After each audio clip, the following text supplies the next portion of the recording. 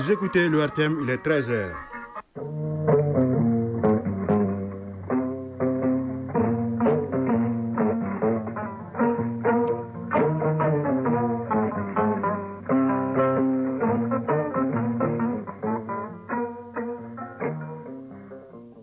Le journal Siaka Konaté.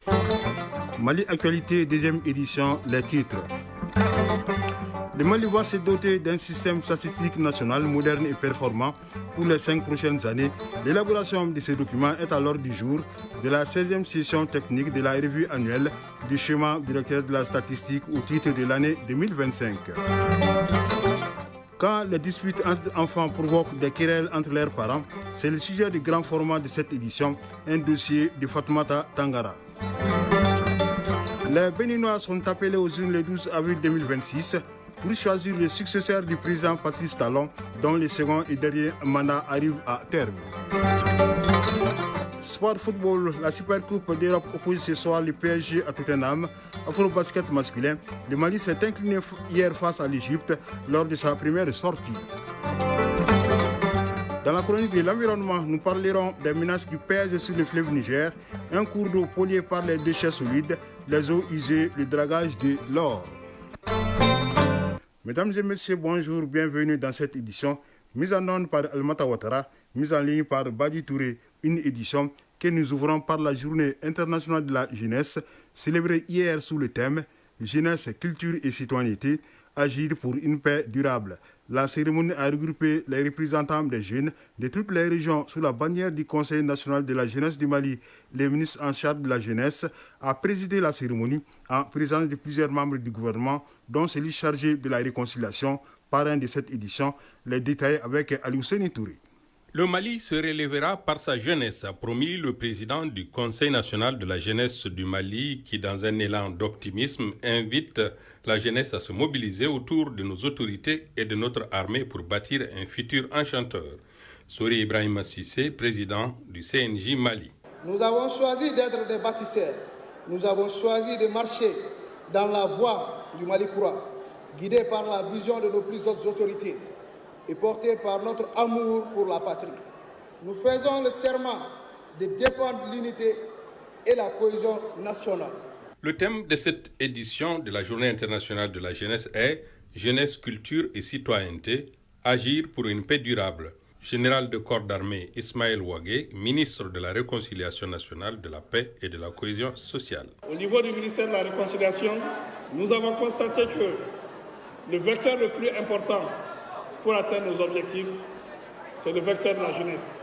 La réconciliation, c'est un domaine transversal. La paix, c'est un objectif, c'est l'idéal. Il faut s'en approcher.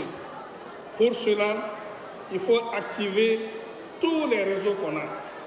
Et le réseau le plus important, c'est vraiment la jeunesse. Quant au ministre de tutelle, il a engagé la jeunesse à se mobiliser autour des idéaux de paix, de solidarité et de respect mutuel. Abdelkassim Ibrahima Fomba, ministre de la Jeunesse et du Sport, chargé de l'éducation civique et de la construction citoyenne. Bâtissons notre Mali croix, que ceux qui ont peur du risque, qu'ils abandonnent dès maintenant. Je tiens à saluer l'engagement du Conseil national de la jeunesse. Aujourd'hui, nous voyons une jeunesse qui est très engagée, une jeunesse qui se bat, une jeunesse qui fait la promotion de l'engagement et de la citoyenneté. La cérémonie a été agrémentée par les prestations des différentes troupes culturelles des régions et de certains artistes ayant tous chanté la paix et la réconciliation. L'Institut national de la statistique œuvre à l'élaboration d'un plan d'action du schéma directeur de la statistique pour la période 2025-2029. Un plan qui devra permettre de doter le Mali d'un système statistique national moderne et performant. C'est ce qui ressort de la 16e session technique de la revue annuelle du schéma directeur de la statistique au titre de l'année 2025. Les acteurs ont dressé le bilan de l'exercice 2024. Bouakar Bamile Touré pour les détails. Instaurée au Mali en 2009, la revue annuelle du schéma directeur de la statistique est un espace de rencontre qui regroupe à la fois les producteurs, les utilisateurs de données statistiques et les partenaires techniques et financiers. L'exercice vise à évaluer le bilan des activités 2024, aussi à élaborer un plan d'action du schéma directeur de la statistique pour les 5 prochaines années. 16e du genre, Cette session technique de la revue au titre de 2025 se tient dans un contexte particulier pour notre pays. Contexte marqué par la fin de la mise en œuvre de la troisième génération du schéma directeur de la statistique au titre de 2020-2024. Cela ouvre ainsi la voie à l'élaboration de la quatrième génération couvrant la période 2025-2029. Dr Aruna Sougane, directeur général de l'Institut national de la statistique INSAT. La mise en œuvre des trois générations a permis à notre système statistique national de réaliser un bond qualitatif notable au cours des dernières décennies. Le 5e recensement général de la population et de l'habitat, le recensement général des unités économiques, plusieurs éditions de l'enquête modulaire et permanente auprès des ménages, communément appelée EMOP, plusieurs éditions des enquêtes démographiques et de santé, EDS, plusieurs éditions de l'enquête nationale nutritionnelle, anthropométrique et de mortalité rétrospective, SMART. Ce schéma directeur de la statistique au titre de 2025-2029 se veut un schéma futuriste. Il ambitionne de doter notre pays d'un système statistique national moderne et performant, disposant d'un cadre institutionnel adapté et de ressources adéquates.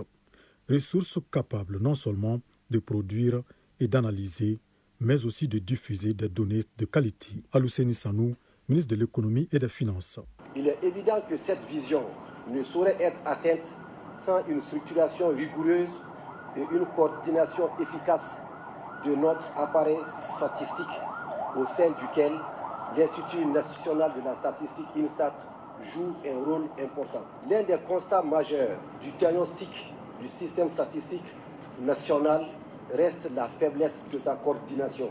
Zietoye Antoine-Marie, lead groupe ECOSAT de la BAD, représentant des partenaires techniques et financiers. Je peux vous assurer de notre engagement à vos côtés pour appuyer les efforts, en particulier ceux concernant la mobilisation des ressources et l'amélioration de la coordination des activités statistiques, surtout en cette période de demande accrue de données pour l'élaboration et le suivi des programmes nationaux de développement. Cette 16e session technique de la revue annuelle du schéma directeur de la statistique au titre de 2025 va durer 2 jours. Les occupants illicites installés sur le site des logements sociaux de Tabakoro seront déguerpis. La démolition des habitations construites sur les espaces réservés aux équipements publics commencera dans les prochains jours. Révélation faite hier par la direction générale de l'Office malien de l'habitat à la faveur d'une conférence de presse suivie par Tchemoko Konati. Sa déclaration comme d'utilité publique remonte à 2009. Il s'agit bien du site des logements sociaux de Ntabakoro, un quartier de la périphérie de Bamako.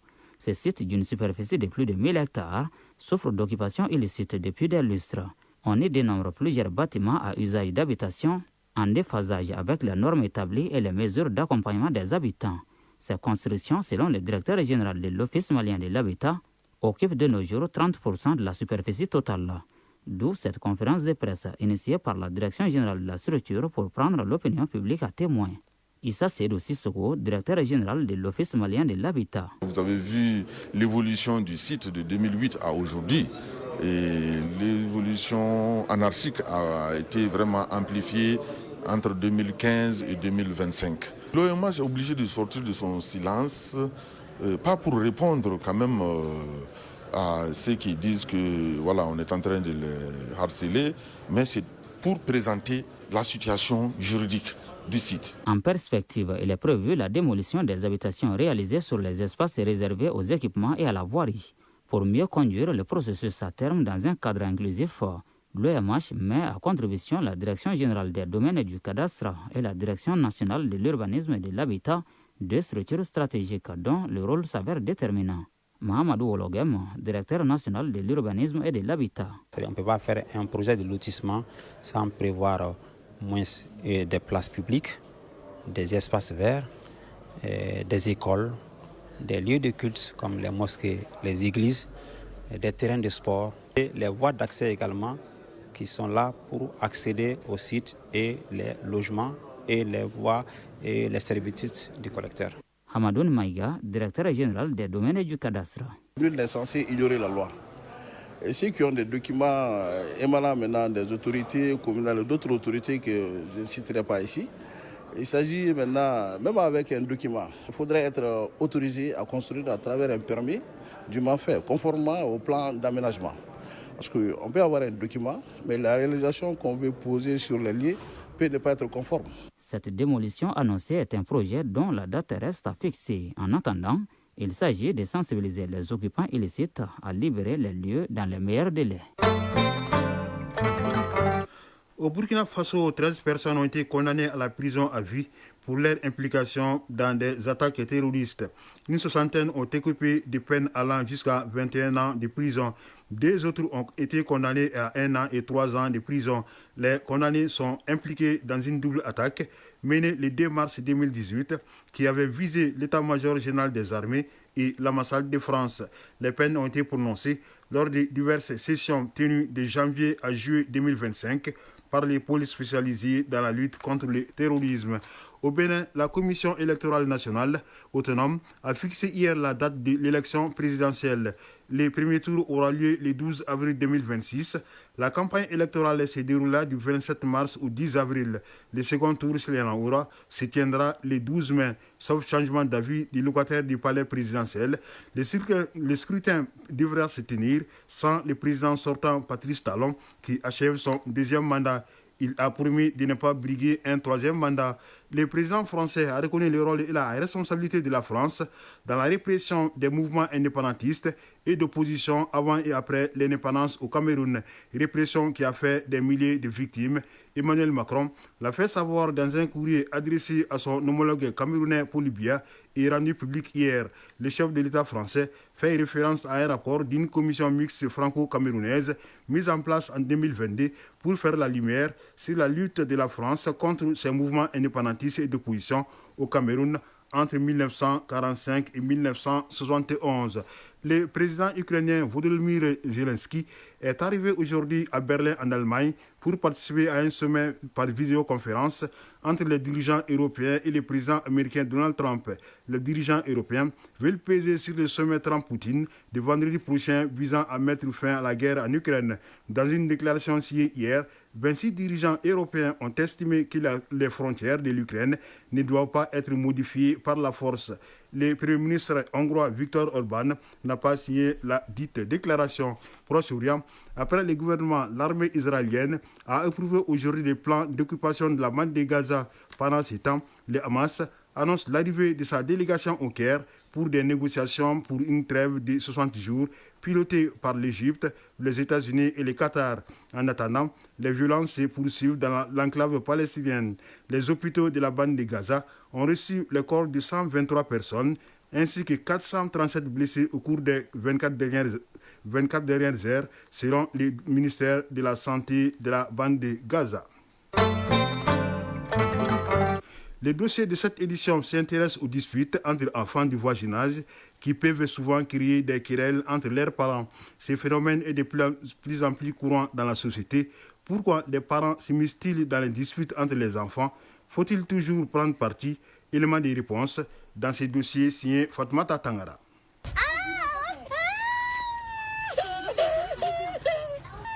Entre cris, pleurs et accusations, des disputes entre enfants peuvent se transformer en un véritable champ de bataille. C'est ce qui s'est produit lorsque Djeneba Samaki, une fillette de 8 ans, au teint noir et vêtue d'une robe jaune, a été frappée par l'enfant d'un voisin à cause d'un simple jouet. On s'est disputé à cause d'une poupée. Elle est venue trouver que je jouais avec. Elle me l'a arrachée par force et m'a ensuite frappée, ce qui a créé une sérieuse mésentente entre nos parents. La maman de Seydou Koulibaly s'est aussi mêlée un jour d'une bagarre entre son fils et son ami Oumar, qui n'est plus dans le secteur. Il m'a frappé à cause de mon ballon de foot et cela a créé de fortes tensions entre nos parents. C'est lui qui a commencé. Âgée d'une trentaine d'années, la maman de Seydou nous explique les raisons qui l'ont poussée à se mêler de la dispute. Koulibaly Aminata Bari, mère de famille. Oui, je me suis déjà mêlée une fois d'une dispute entre enfants à cause d'un ballon de foot. Je suis allée chez eux pour intervenir, ce qui a provoqué des tensions et même des insultes. Après cette altercation, nous avons fini par nous reparler avec un peu de gêne, car les enfants, eux, s'étaient déjà réconciliés. Avec le recul, tout cela n'avait pas vraiment d'importance, que de regrets. Bintou Traoré, mère de famille. Son enfant a blessé les miens sans aucune cause. Cela s'est mal terminé. C'est pourquoi je ne lui adresse plus la parole. Je n'ai pas regretté de prendre cette décision car son enfant avait tort. En revanche, cette femme qui a voulu garder l'anonymat ne s'y mixe jamais dans ce genre de conflit. Je ne me suis jamais impliquée dans les disputes entre enfants. Lorsqu'ils se bagarrent, il suffit simplement de les séparer. Ce n'est pas si important car au final, ils finissent toujours par se réconcilier. En tant qu'adultes, si l'on s'en mêle, on risque de se ridiculiser et de créer des tensions inutiles avec le voisinage. Ces réactions, bien que compréhensibles, soulèvent des enjeux profonds sur la responsabilité parentale et la gestion des conflits. Moustapha Kirankoya, sociologue. Il faut retenir que ce qui fait cela, c'est que la plupart des parents ont naturellement tendance à défendre leurs enfants. Parfois sans prendre le recul, le temps d'analyser objectivement la situation. Donc, lorsqu'un enfant se plaint d'avoir été maltraité ou injustement accusé, ses parents peuvent réagir avec émotion, percevant l'incident comme une attaque contre leur famille. Également, chaque parent a tendance à croire à la version de son enfant en cas d'incident ou encore en cas de dispute. Surtout en l'absence de témoins neutres. Nous savons que les récits des enfants sont souvent exagérés ou incomplets. Et cela peut conduire à des malentendus entre adultes. Un simple désaccord sur un jouet ou une parole mal interprétée peut ainsi dégénérer en querelle entre voisins. Face à cette situation, la médiation familiale peut paraître comme une solution efficace. Le comportement que les parents doivent adopter, c'est surtout de faire preuve de retenue, de promouvoir le dialogue et la communication, et qu'à chaque fois qu'un différend survient, qu'on évalue d'abord objectivement la situation, qu'on écoute les différentes parties et essayer de régler ça à l'amiable sans pourtant laisser prévaloir les émotions. Éviter toute sorte de communication visant à rabaisser l'autre, à traiter l'autre comme laxiste et de comprendre que quand les enfants sont ensemble, les disputes sont inéluctables. Les disputes entre enfants sont souvent éphémères, mais les réactions des adultes peuvent facilement envenimer la situation. La solution n'est-elle pas de savoir garder son calme, privilégier le dialogue et surtout se pardonner?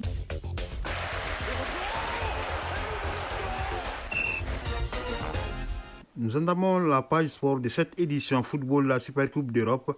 Opposant le vainqueur de la Ligue des Champions au vainqueur de l'Europa League, se joue ce soir à Udine en Italie. Elle met aux prises les Français du Paris Saint-Germain et les Anglais de Tottenham. Mouvement des joueurs, ça bouge certains joueurs maliens qui changent de club. Afro-Basket Senior masculin 2025, la compétition a débuté hier en Angola. Les Aigles basketteurs ont perdu leur premier match contre l'Égypte, 59-74, dans le groupe D. La synthèse de l'actualité sportive avec Ardu Matina. Afro-Basket masculin, la 31e édition, a démarré hier mardi 12 août et ce jusqu'au 24 août en Angola. Cette nation participe à ces rendez-vous angolais dont le Mali qui a fait sa première sortie hier dans le groupe D contre l'Égypte. L'équipe malienne dirigée par le coach El Hadji Diko s'incline devant l'Égypte 74-59. Deuxième sortie des Aigles basketteurs demain jeudi contre l'Ouganda à 14h30. Puis le 16, ils affrontent le Sénégal pour le dernier match de groupe. Dans ce groupe D, l'autre match a vu la victoire du Sénégal 88-53 face à l'Ouganda. Toujours hier mardi, dans le groupe C, la Guinée a créé la surprise en battant le Soudan du Sud 88-80. Football sur le continent, championnat d'Afrique des Nations CHAN au Kenya, en Tanzanie et en Ouganda. Hier mardi, il y avait la 10e journée dans le groupe D. Le Sénégal victorieux en première journée a fait match nul 1 but partout contre les Diables Rouges locaux du Congo. Et défaite surprenante 4-0 du Nigeria face au Soudan. Cette deuxième défaite d'affilée est donc synonyme d'élimination pour le Nigeria, alors que le Sénégal et le Soudan comptent chacun 4 unités et le Congo 2 points. À suivre ce mercredi dans le groupe B, Madagascar, Centrafrique et Mauritanie, Burkina Faso. La Tanzanie, leader avec 9 points et qui fait partie de ce groupe B composé de 5 équipes, est exemptée de cette journée. Supercoupe d'Europe opposant le vainqueur de la Ligue des Champions au vainqueur de l'Europa League, le Paris Saint-Germain sera face au club anglais de Tottenham ce mercredi. Cette rencontre qui annonce les couleurs des compétitions européennes pour la nouvelle saison se jouera ce soir en Italie. Coup d'envoi 19h. Si le Paris Saint-Germain a décidé de se passer pour cette affiche de son gardien de but italien Donnarumma et privé aussi de son talentueux milieu de terrain portugais João Neves, suspendu, le club anglais Tottenham, vainqueur de l'Europa League, enregistre de son côté des absences. Si le milieu de terrain anglais James Maddison est blessé, par contre le nouvel entraîneur des Spurs, Thomas Frank, a écarté le Malien Yves Bissouma qui ne jouera pas ce soir. Il a été en retard à plusieurs reprises et cette fois c'était de trop. Il faut des exigences et des conséquences, a conclu le coach danois. Terminons par un mot de transfert. Ça bouge pour certains footballeurs maliens. Le jeune international malien Amadi Camara débarque à Nantes, club de Ligue 1 française. Est prêté avec option d'achat à Nantes par Sumgras d'Autriche. L'international latéral droit Falaye Sako a quitté Montpellier en France et s'est engagé pour 2 ans avec Neftekhimie PFK, un club azerbaïdjanais évoluant en première division. Boubacar Kiki Kouyaté, lui également, quitte le club français de Montpellier. Le défenseur malien s'est engagé hier avec Royal Belgique pour 1 année plus 1 en option. Chronique de l'environnement. Le fleuve Niger est aujourd'hui gravement menacé à cause de la pollution, car on y jette des déchets solides, on y déverse des eaux usées. Il y a aussi le délagage de l'or, l'extraction anarchique des sables, les déboisements des berges, toutes choses qui fragilisent l'équilibre de ce cours d'eau qui est pourtant vital pour notre pays. Dr Sidiba, professeur du génie environnemental à l'École nationale d'ingénieurs INE-ABT de Bamako, tire la sonnette d'alarme. La chronique de l'environnement, c'est une réalisation de Agibou Koulibaly. À Bamako, le constat est inquiétant. Le fleuve Niger subit une pollution croissante qui altère la qualité de son eau et menace sa biodiversité. Les principales sources de dégradation sont multiples. Dr Sidiba, professeur de génie environnemental, maître de conférence et chef de département génie biomédical, chimique et environnement. Au vu de l'aspect visuel seulement du fleuve actuellement à Bamako, il n'y a pas de doute que la principale cause aujourd'hui de dégradation de la qualité des eaux du fleuve à Bamako, c'est les activités anarchiques minières qui se déroulent en amont dans le haut bassin de la Guinée au Mali, et principalement ce qu'on appelle le dragage pour l'or. Alors certains parlent d'orpaillage, moi je n'utilise pas ce terme parce que l'orpaillage ça se fait de façon traditionnelle avec des outils rudimentaires. Mais là ce sont des engins mécaniques qui sont utilisés sur les cours d'eau ou bien dans le bassin du cours d'eau, c'est-à-dire là où les écoulements passent avant d'atteindre le lit du fleuve même. C'est là où vous voyez il y a des grands engins de terrassement qui sont utilisés pour défricher. Donc ils décapent le couvert végétal du sol et ensuite ils enlèvent toute la couche superficielle du sol pour aller dans la roche aller chercher des pépites d'or. Bon, en plus de ça, évidemment, dans les grandes villes qui traversent le fleuve comme à Bamako, on voit que toutes les eaux usées ou assimilées sont drainées directement dans le fleuve à travers les collecteurs qui sont supposés juste drainer les eaux de pluie. Mais par la force des choses, ces collecteurs sont devenus des dépotoirs d'ordures. Selon Dr Sidiba, les impacts dépassent largement le cadre écologique. Il y a environ 1 mois déjà, en tout cas pas plus d'1 mois, la SOMAGEP avait fait un communiqué annonçant une dégradation de la qualité du fleuve qui leur posait problème déjà au niveau du traitement. Alors donc ça veut dire que la dégradation de la qualité des eaux du fleuve Niger a un enjeu de santé publique. Parce que si une société comme la SOMAGEP qui est chargée de distribuer l'eau aux usagers émet des communiqués d'alerte sur la pollution, ça veut dire quoi? Ça veut dire que il y a une inquiétude par rapport à la qualité de l'eau que la SOMAGEP produit. Donc si l'eau n'est pas potabilisée suffisamment ou bien il y a des soucis pour potabiliser cette eau, ça veut dire que nous sommes tous à risque d'avoir des maladies diarrhéiques liées à la consommation d'une eau impropre. Pourtant, cette dégradation reste selon lui une menace silencieuse. Allez discuter avec les pêcheurs à Bamako, par exemple, ou aux environs, ils vont vous dire que la plupart du temps quand ils jettent leurs filets, quand c'est lourd, ils sont contents, ils pensent que c'est des poissons qui est attrapé, mais en réalité c'est des sachets plastiques ou d'autres objets lourds qui sont déposés au fond du fleuve qui font ressortir. C'est leur source source de revenus qui est en train de disparaître petit à petit. Mais maintenant, un citoyen lambda qui est loin de tout ça, lui, peut-être il passe, il voit que le fleuve, l'eau est encore là, il n'y a pas de problème. Mais les spécialistes qui travaillent avec l'eau, quand vous partez rencontrer les techniciens au niveau des laboratoires ou bien au niveau des stations de traitement d'eau, et ils vont vous dire que la situation elle est devenue très inquiétante parce que là, l'eau elle est devenue de plus en plus, pour parler terre à terre, sale. Et pour la potabiliser, ça demande beaucoup plus de produits chimiques à mettre pour le traitement. Et donc ça a un surcoût. Et si ça a un surcoût, ça veut dire qu'il faut s'attendre à ce que les factures d'eau potable augmentent dans la logique des choses. C'est quand on arrive à ces solutions, à ces stades où la dégradation a déjà des conséquences majeures, que la population lambda peut se rendre compte que oui, effectivement, là, il y a un problème. Des mécanismes de surveillance existent, mais leur efficacité reste limitée. Le Mali dispose de textes de loi pour protéger le fleuve, mais leur application demeure insuffisante. Dr Sidiba appelle également les universités et centres de recherche à s'impliquer davantage par des études, des innovations et des projets de restauration. Le fleuve Niger est le témoin de notre histoire et le garant de notre avenir. Mais s'il meurt, c'est tout un peuple qui s'assèche. Que chaque citoyen devienne le gardien de cette eau, exhorte le professeur. Protéger le fleuve, c'est préserver la vie. C'est la fin de cette édition présentée par Chara Konaté avec la collaboration de Ousmane Dao pour la réalisation, Alimata Ouattara pour la mise en onde, la mise en ligne étant assurée par Badi Touré. Une édition à retrouver sur nos plateformes digitales. Restez à l'écoute pour pouvoir suivre les avis et communiquer. Merci d'avoir suivi cette édition et bonne écoute radiophonique.